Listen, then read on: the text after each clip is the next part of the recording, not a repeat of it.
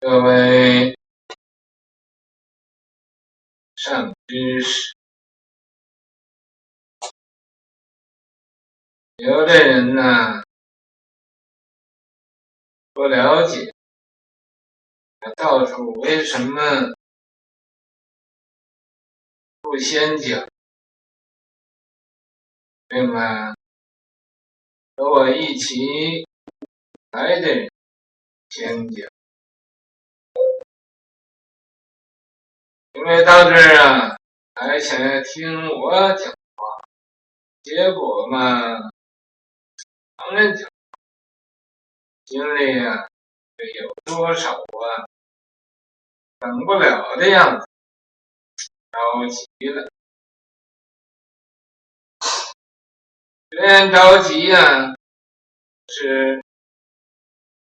还是在这儿忍着，这就啊，是这个讲法的一个考验，考验你的忍耐性。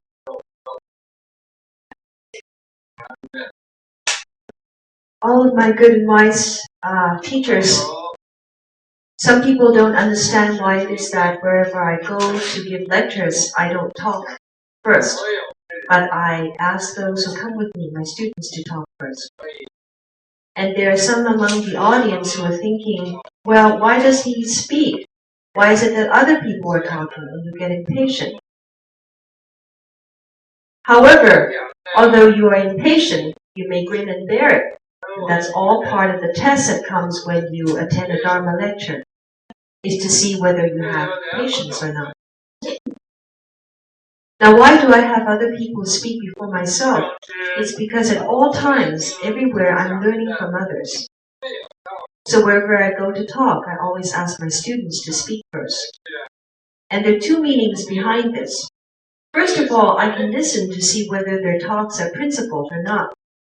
And then I will understand them one level deeper. I'll have a deeper understanding of them. The second point is that they are all young and they have promise as scholars. They are learning a new kind of knowledge. They're more lively than I am because I'm old-fashioned. So I study from them. And when you listen to these other Dharma masters speak, you can also have a deeper understanding of me. Because if the people who come with me lie to you, and they speak and they're obviously spouting untruths, then even without having to ask, you know that the teacher must be lying every day. If my students like to fight and argue with others, then without asking, you know that I myself like to fight. And if my students exhibit greed, then it shows that the teacher doesn't really understand Buddhism. And if my students try to take advantage of every situation and seek outside, and if they're selfish, and they're always striving for their own benefit, and if they lie, and if what they say are just half-truths, if their talks are not solid and genuine and well-grounded, then this proves that I have not done a good job of teaching them. So this is another vantage point in which you can observe me and see how I educate my students. And that's the way we deal with our process of learning. Everybody acts as a student, and everybody acts as a teacher. We act mutually as students and teachers. Whoever has wisdom will be the teacher. Whoever has less wisdom or is stupid can be the student. And in this way, we make up for other people's, we take other people's strong points to make up for our own deficiencies. And you can say this is a kind of ethical code, a kind of moral value that is instilled in this process of learning. We help one another. 向外持情，到外边去找，或者他们有自私的行为、自利的行为，打往里讲出法来呀，讲的似是而非的，不是啊，不实在，这就证明了平时没有教好。那么这也是你们大家呀对我的一个观察点，知道我是平时怎么教。咱们这个教的学的方法是互相为学生，互相为老师。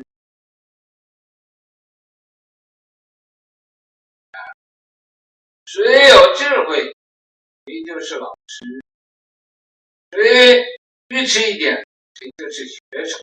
所以我们是互相学习的，互相取长补短。这也是在这个微学的时候一种伦理学，一种道德观，互相帮助。互相借鉴，互相观摩，所以我们这个教学的方法有一个名词，叫什么呢？叫无观智推动力。The title of our core course is called Activating the Development of Inherent Wisdom. During the course, in the seminar format, a passage from either a Buddha Sutra or from a piece of classic is put up on the board, and students are called to come up to the platform and discourse on the text. And they can bring up their particular way of looking at the text. And here they are given free rein, their wisdom, and they can expound on it in any way they think is appropriate. And that's why we call it inherent wisdom, because it's bringing forth people's subjective understanding of any kind of passage. This wisdom is intrinsic in all of us. It's not something you get from outside. And we activate it because it's a potential that we all have. It's a resource within, and we must activate to develop it. We give it a little help from the outside to give it a push so that we can open up this wisdom. This wisdom line is open up, and we tap this resource and bring it to its fullest potential. Therefore, on the one hand, I like to lecture, but on the other hand, I like to study from other people. You need patience for both. In fact, if people have patience, they will be successful in everything they do. So there's a simple verse that goes, patience is an invaluable jewel, but nobody knows how to use it well. Nobody knows how to use wisdom. For example, if you're sitting in the audience and you think, oh, why doesn't he talk? Why doesn't he have somebody else talk? Then you're not being patient. You don't know how to use patience. But if you have patience, then you can always climb one more flight of stairs. You may be patient one time, 2 times, but by the 3rd time you explode. And that's worse than a nuclear explosion. And so that's not knowing how to use patience. The verse continues, if you know how to use patience well, then everything will be okay. Everything will be okay. There's no problem. That's my motto. 人家听我一个人讲演，旁人讲呢就有点着急了，心里有点不耐烦了。这就是不能忍。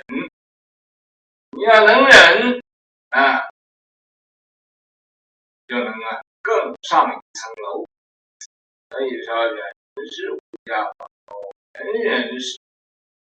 你忍1次，忍2次，到3次的时候爆炸啊！甚至于那个威力，原子弹还厉害，爆炸器。要能会知它，你假如要明白这个忍字功用，事事无论什么事情都不会发生问题。所以你要能有忍字，就是 F 型 OK 的。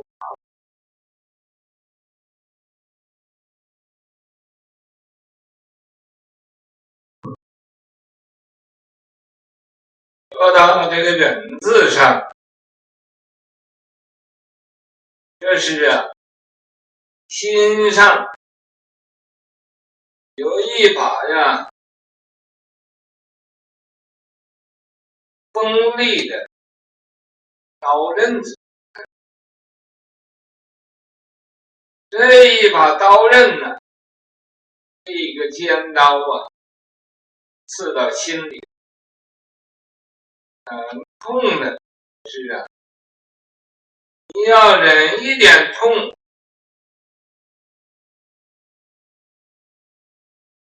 就能过关了。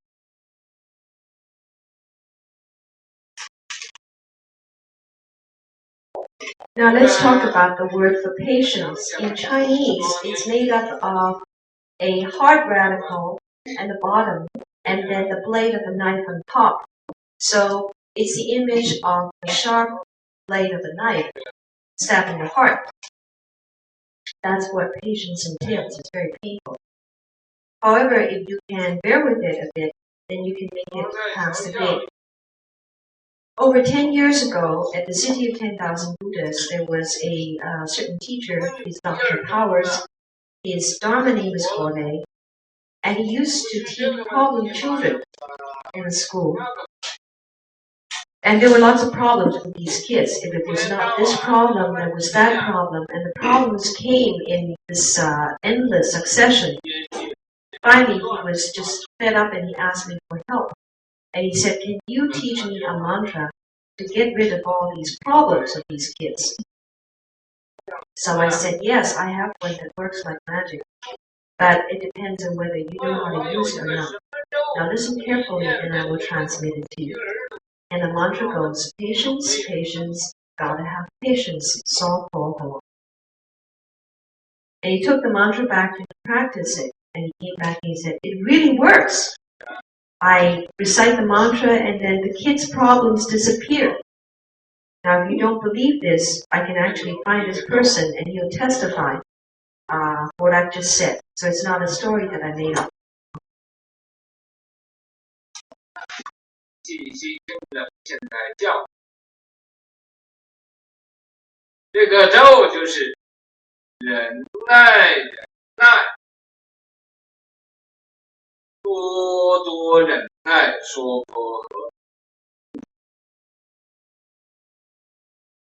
那么他回去就念这个咒了，回来告诉这个咒真理，一念小孩问题都给念没，都跑了。要不信，我可以把这个人找来当面问，这不是编出来的思路。那么说，讲佛教的伦理，这是伦理啊，这才是伦。 The topic today is Buddhism and ethics, and you may be wondering, what is he talking about? Is this ethics? Well, let's take the word, let's look at the word ethics, 伦理 in Chinese. 伦 actually has the idea of a wheel, a cyclical pattern, and li is principle or theory. So there is a principle, a code to follow, and it is a cyclical pattern, a circular motion that is perpetuated without stop. And that's what ethical codes are. They revolve and they go on and on and on, and it's self-perpetuated. Every family has its own ethical code. Every individual has his or her ethical code. Every country abides by its national code. Even the planet has its own code. Can't you see that the planet revolves? That's following its own ethical code. Every country also goes by its own regular ethical code. And that's why the country is not destroyed. Let's take America, where presidents are chosen. This president is elected, and then it passes on to the next president, and then it's passed on to the next president. The citizens can each take turn in being president, and so that's also passing on in a cyclical motion. And for that reason, the nation can survive and go on. In a family, there is its ethical code, its own rules that it has to abide by. For example, there is the proper relationship between a father and son. They have to go by a code, a moral code. And then the son also gives birth to another son, that's a grandson. And then there's that other ethical code. Our bodies also are subject to this kind of cyclical pattern or code. Sometimes we're happy. In another while, we are sad. And there is a code or a principle underlying all of these different emotions. We may choose to eat, we may sleep, or put on clothes. And each of those actions are all also go by a certain code or principle. And an ancient one said, if ethical relationships are awry, then the family immediately perishes. Now we can see this in families. For example, a family is made up of parents, father, mother, siblings, and so forth. But if the parents don't know how to be good parents, and if the children don't know how to act as good children, for example, a father doesn't want to be a good father. He wants to play the part of a son. Or a son doesn't know how to act as a son should, but he likes to play the part of a father. Well, when ethical relationships are awry or when they're upside down, the entire family disintegrates. It's demolished. And the same thing applies to a country and to the entire world. So when people transcend the proper code of propriety and ethics, then the result is that things are ruined. But most people neglect this very basic principle. They just take things for granted now, and so they neglect this very important principle. Within each of us, we have our own ethical code. It starts with our nature. We call it the Buddha nature. That's the purest part in us. But we don't pay attention to the nature. Instead, we use our emotion. So it's said, nature flows and becomes emotion. Then people get caught up in this men and women thing, emotional love and so forth, and they become entangled. And they're stuck together, as if by super glue. And you know what happens? They become relatives, and they become kin. And they're stuck by the emotion. Emotion flows on to become desire. Human nature is pure in its original form. But once it becomes desire, it becomes defiled. People's nature is pure, but they don't want to be pure. Rather, they prefer to be defiled. They choose desire. They opt for defilement. They know that desire is defiled, but still they gravitate towards it. There are different kinds of desire. There's desire for money. Most people in the world are greedy for more money. Then there's also sexual desire. People like beautiful things, beautiful form. We were just in Oregon, and there was an Italian who said that birth and death is just one and the same to him. Then we asked him, well, is beauty and ugliness the same to you, one and the same? And he said, yes. Is men and women one and the same? And he said, yes. But although he said yes, he was just making a very gross statement. It was all muddled and not principled. But anyway, emotion and desire are defiled, but most people go for those things. They don't want to be pure. For example, setting forth from the home life to cultivate the way. This is choosing the pure path. But most parents, when they have children who want to set forth from the home life, will weep and wail and really just stir up a whole ruckus. They think that if their children leave the home life, their child has just died. They weep and wail and carry on like this as if their children had died. Now this is for most parents. There are parents who understand, and in that case they will be happy. They will be happy on behalf of their children. Because it said, when one child enters the Buddha's door, 9 generations can be born in the heavens. They can borrow the light of this one child who has left the home life. The parents who don't understand will cry and just act up. So we say, purity is blessings, but nobody likes to enjoy it. Defilement is offenses, and everybody is greedy for it. So in this world, people crave money, and then they crave lust, and then there's a third desire, which is fame. They like to be famous. The fourth desire is a desire for good food. And you say, no, I don't want good food. But do you really want bad food? I don't believe that. I don't believe that you will eat something that's spoiled and rancid. The fifth desire is a desire for sleep. Some people are extremely capable of this fifth desire. For example, some people need to sleep for a day, and they will sleep for 2 days. In fact, they have a race, maybe a sleep marathon, and they come up number 1 in the person who sleeps the most. Well, actually, we haven't found the number 1 who sleeps the most in the world yet. The title, Sleep Olympics. So we haven't found the winner yet. But anyway, those 5 desires for wealth, sex, fame, food, and sleep, those are the 5 roots of the hells. They lead to the hells. And so people revolve around in those 5 desires. One desire begets another one. And so that's also a cyclical pattern. The desire for wealth will lead to the desire for sex, and then that will lead to the desire for fame and so forth. It's wheel-like in its motion. And everything in the world is like that too.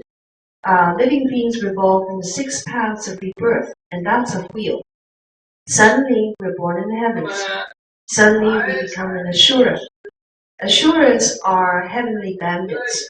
They live in the heavens, they enjoy heavenly blessings, but they don't have heavenly authority. So they're always fighting with God's army. They're fighting with the heavenly generals and troops of the Jade Emperor. And then suddenly we are born in the human realm. And just as suddenly we end up as a hungry ghost or an animal or a hell being. And all of that is part of the rotating wheel or伦理, ethical relationships. So the idea of the principle implies that there is a principle underlying all this. And if you understand it, you can make it past the gate, make it through the gate. But if you don't understand, you will go against the path. And if people go against the proper ethical relationships, everything about their environment or situation will be destroyed, will become ruined.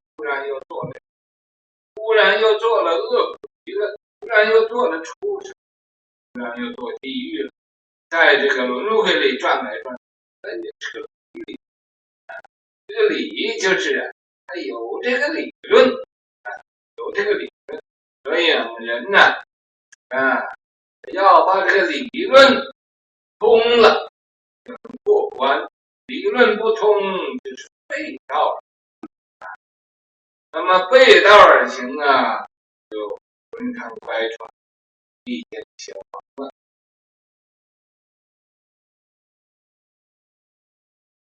有人呢，心里打算盘子，说是我本来有很重要的要会，把它取消了，来听讲这个佛教的伦理道。可是到这儿来呀，听来听去 to listen to Buddhism and ethics. And I've come here and I listen to your theory and I find it totally useless. It can't help me at all and I'm greatly disappointed. Good, you're disappointed. But my wish is fulfilled because that's exactly my objective, is to cause you disappointment. Now why is that? Because I'm a very strange person. I like what other people like, I don't like. What other people don't like, I like. What other people want, I will give up. I want what other people don't want. So it said, what other people reject, I will take. If other people want it, I will give it to them. So I will tell you very honestly right now, you have really been cheated. So you've come here and you've listened to this lecture and you haven't gotten a single thing out of it and you have wasted your time. And I'm totally in agreement with this opinion, of course. However, let's look at it this way. This is the first time you have come to listen to this kind of lecture on ethics and you have been cheated. You've really been taken for a ride. But in a way, it's good for people to take a loss from time to time. It's good to be cheated a few more times. Because from that experience, you will develop wisdom. So there's a saying, when you can develop a nature so you become like a big fool, that's real cleverness. And when you learn as to the point where you are like stupid, then that's something very rare. So what other people want, I don't want. What other people are greedy for, I'm not greedy for. Now if this isn't stupid, then what do you call it? But this kind of stupidity is the beginning of wisdom. So Lao Tzu said in one of his works, the great path, the Tao, has no shape, but it nourishes heaven and earth. The great path has no emotion, but it sets the sun and moon in orbit. The great path has no name, and yet it nurtures the myriad things. I don't know its name, but I give it the name Tao. And when I read that, I myself composed a little verse, and it says, the myriad things all arise from the Tao, from the path. And the person who understands it will himself penetrate. If you understand, if you enlighten to the principle within, you will see that bodhi, that is enlightenment, neither increases nor decreases. So those lines from Lao Tzu are from the classic of purity and quietness. And it continues. He said, the path, the Tao, is divided into what is pure and what is turbid. What is pure is our own nature, our intrinsic nature. What's turbid is desire. The Tao also has motion and stillness. Motion is yang, and stillness is yin. Heaven is pure, earth is turbid. Heaven is given to motion, the earth is still. Man is pure, or the male principle is pure, and women are turbid. This is because the female has turbid fluids inside. The male principle is emotion. The female principle is stillness. Huh? Motion. The translation is down by the old.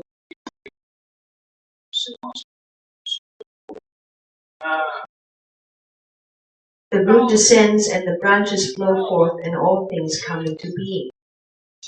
Purity is the source of turbidity and motion is the foundation for stillness.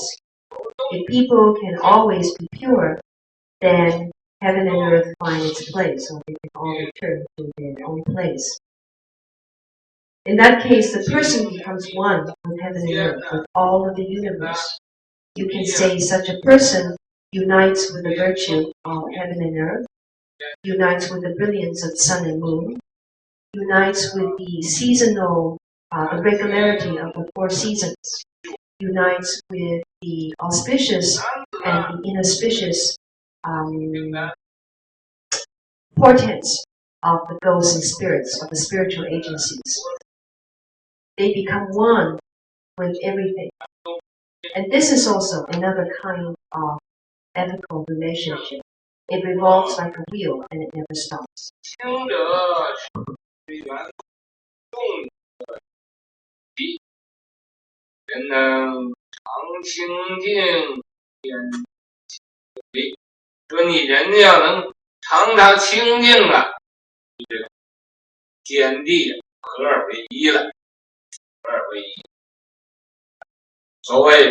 与天地合其德，与日月合其明，与四时合其虚，与鬼神合其凶。这是说的这也是个伦理，你能与万物合而为一这是轮转不休了。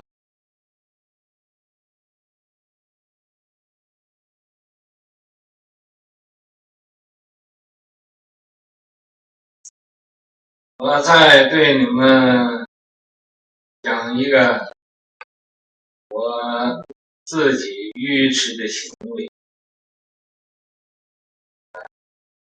而且要给我买一个最名贵的车，像那个 I'll tell you another one of my stupid acts. Over 10 years ago, one of my friends saw that I was riding around in a very simple car, and he offered to buy me a fancy car. He wanted to buy me a German car or maybe a British car. Now, I certainly wasn't like Rajneesh, who had 97 Rolls Royces. I didn't even have one. So that person said, well, let me get you an expensive car. But I had great wisdom, so I told him, no, I don't want a car, I want an airplane.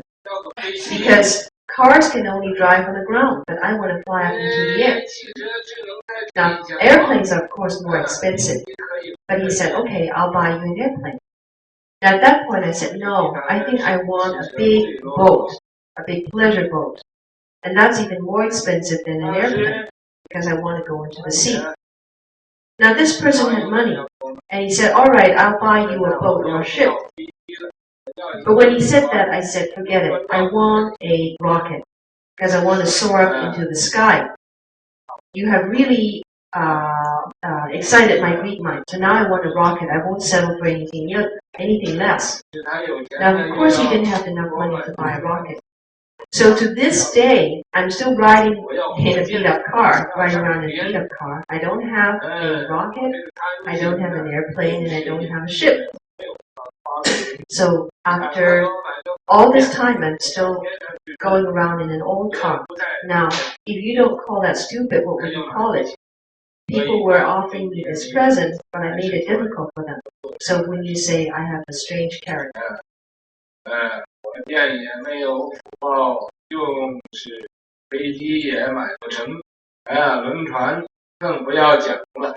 现在还是做一个那么10年以前的老爷车。你说这也不是愚痴，怎么会这样？啊，人家送的礼物，自己都拒绝，要强人所难啊，所以你说古怪不古怪？我还有一个，不是向你们推销我的货品卖广告啊，我还有一个很愚痴的行为，我又生来呀，不愿意享福，就愿意受苦啊。于是乎，人家送给我名贵的礼物啊，我都 Now, I'm not pushing my wares, but I'll tell you a little bit more about myself. This is my character. From the day I was born, I never liked to enjoy my blessings or good fortune. I didn't like things easy. I rather undergo suffering. So when people give me gifts, I don't accept them, and I don't give gifts to other people. I know that I'm fated to undergo a lot of suffering, but I'm not somebody who should cash in on blessings or enjoy any kind of pleasure. So I have made a very stupid vow, and that vow is, for this life and all lives to come, whatever blessings or good fortune or rewards that are due me, I will give and dedicate to living beings throughout space and the entire universe. On the other hand, I'm willing to undergo all the suffering of living beings and undergo that suffering on their behalf. So, when you say that kind of vow is stupid, and if I weren't a really bizarre person, why would I make such a stupid vow? 交给我愿意替他们代受他们所应该受的痛苦。你们各位想一想啊，这要不是愚痴的人，怎么弄出这么古怪的愿力？我现在要跟你们各位学习啊，请你们大家帮助我，布施给我一点智慧啊。那么既然不布施智慧给我，你们舍不得，我愿意向你们大家化缘，把你们的烦恼妄想不布施给我。要是能做得到的话，要做不到，我也不勉强你们。So since I'm such a stupid person, I'll ask for a little help from all of you, and I hope that you will give me a little bit of wisdom. But if you don't want to give me a bit of your wisdom, I'll ask for this from you. Would you give me your afflictions and all of your polluted thinking? If you can do that, that would be really fine. But if you can't do that, if you can't part with your afflictions, then I will force you.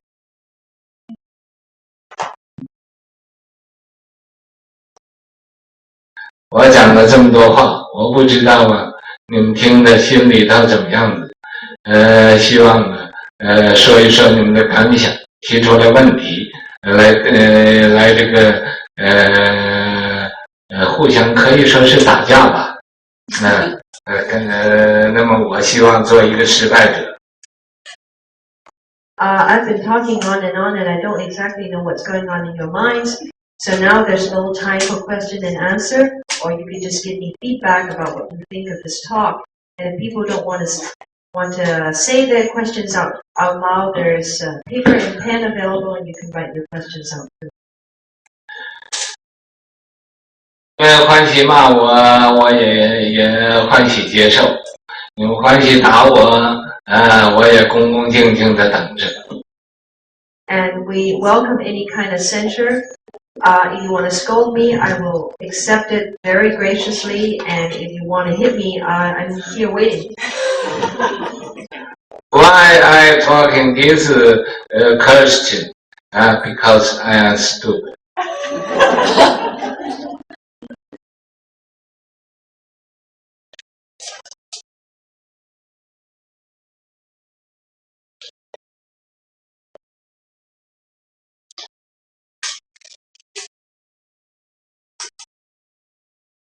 讲的是真话，不是打妄语。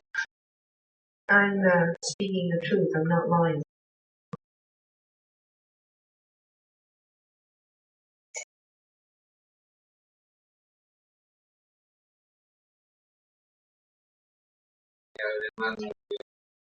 No questions? Come up. You can stand up and speak up too. You don't have to write down your questions.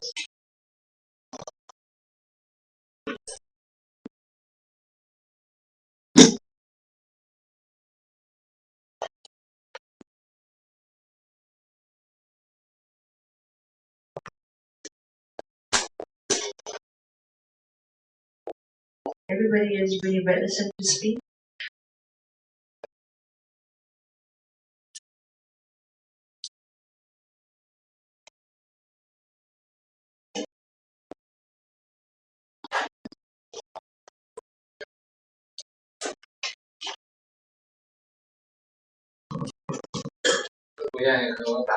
有一个人问这个问题说：“如果我真的把我的烦恼布施给你呢，那我还剩什么呢？”那你有怎么样来对付这个烦恼？那是第一个问题。还有我有剩下的什么？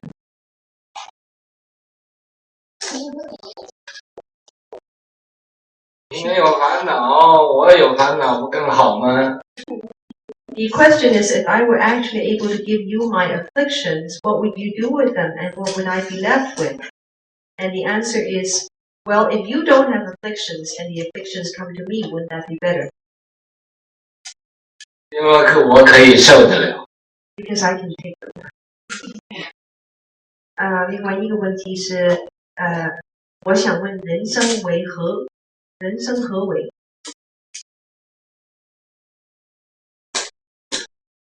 在昨天吧，今天中午已经答复这个问题了。人生呢，不是为吃饭，人生呢是要帮助其他人，助人为快乐之本。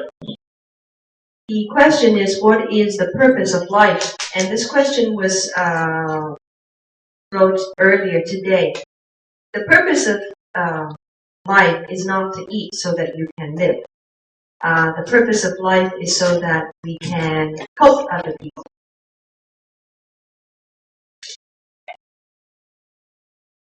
刚才讲的那个男轻女浊，所以他就问这个女性是不是就是一定是不好的，就是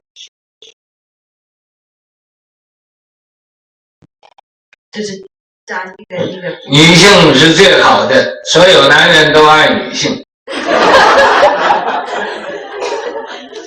The question is the feminine seen in negative terms? And the answer is, women are really the very best because all men love women.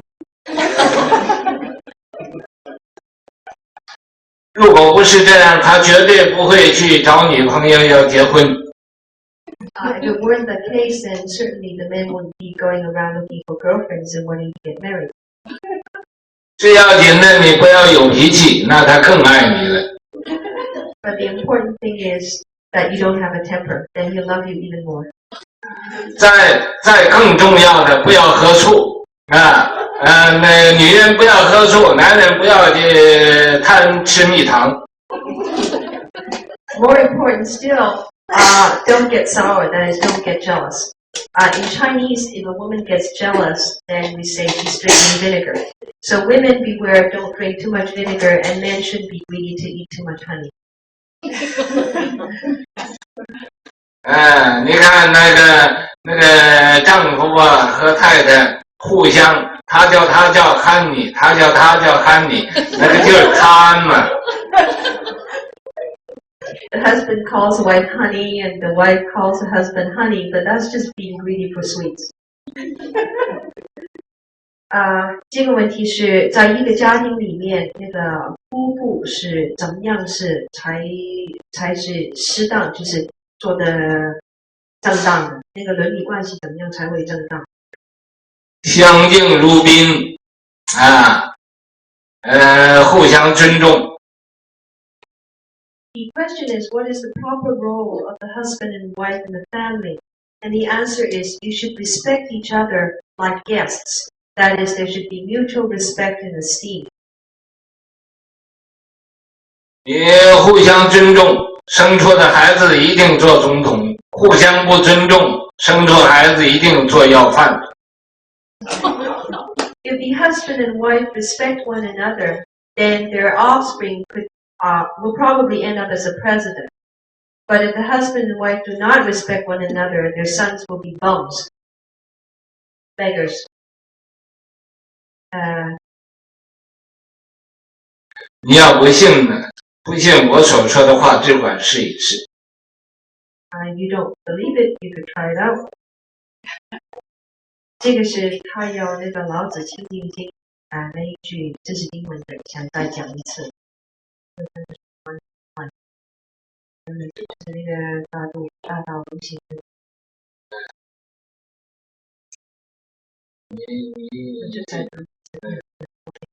You just want that passage read out in English again, right? Whoever wrote that he wants the quote from Lao Tzu.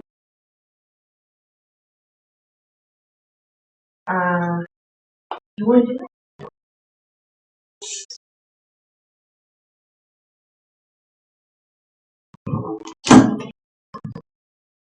The great way has no shape, but it begets heaven and earth. The great way has no emotion, and yet it sets the sun and moon revolving in their orbits. The great way has no name, and yet it nurtures all of creation.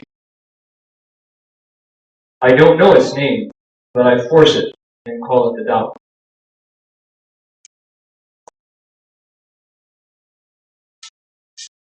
Now, the Tao, as for the Tao, there is purity and turbidity. Heaven is pure and earth is turbid. Heaven moves and the earth is still. Male, or the male principle, is pure. The feminine principle is turbid. The male principle moves and the female principle is still. The root descends, the branch tips flow forth, and all 10,000 things come into being. If people can be, turbidity is the source of purity, and stillness is the origin of motion. If people can eternally be still and pure, then all heaven and earth return to their appropriate places. All heaven and earth go back to where they belong.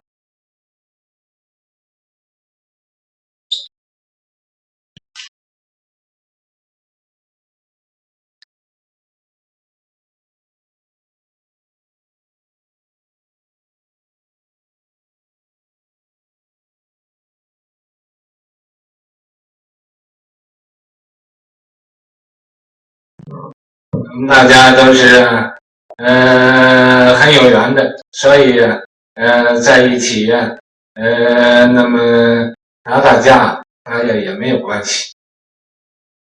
Since we have a lot of affinities with each other, it's okay even if we have a lot of fight. 这个问题是在家修行与出家修行，在果行上有什么不同？在家叫进士男，进士女，出家是佛的眷属，在家的人不能算佛的眷属。出家是要清心寡欲，在家可以这个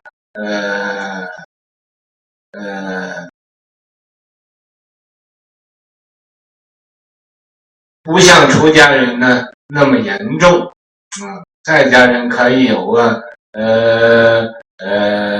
譬如夫妇出家人都要自己独身，所以这个一个也是一个清净，一个不清净。The question is, what is the difference between the left home and lay life, or the cultivation of a left home person and a lay cultivator? This is the answer. Lay cultivators, lay disciples are called men and women who draw near. that is literally they draw near to the triple jewel. Left-home people, the monks and nuns, are the retinue of the Buddha.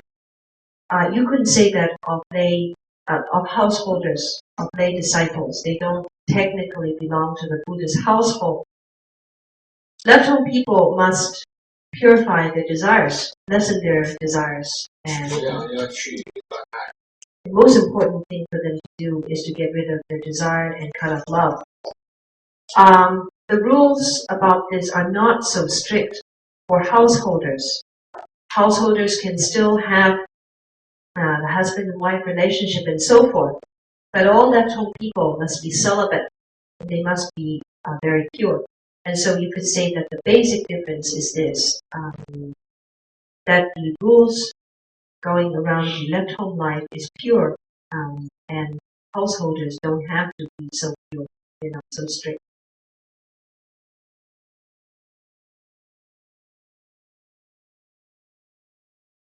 这个问题是世间上有许多夫妇都不相尊重了，审局离婚，那么子女就是逼不成才了。Yes.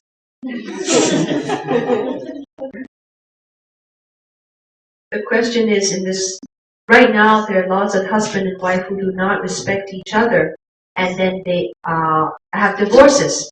Does that mean that their children will not come to anything? And you heard the answer. 所以嘛，现在问题儿童就那么多，杀人放火的小孩子也不守规矩啊，是被电视来控制啊，被电脑来缠着，都是有关系的。That's why we have so many problem children right now. All the juvenile crime, children who are into murder and setting fires and so forth, children who are 吸毒贩毒啊 drug abuse, selling drugs and so forth. All of these crimes that are committed by young people. And you know where it's coming from. It's just broken homes. And these are children who are controlled by TV and computer to the point that they're not free at all. 还有一个问题是，道佛是否一家？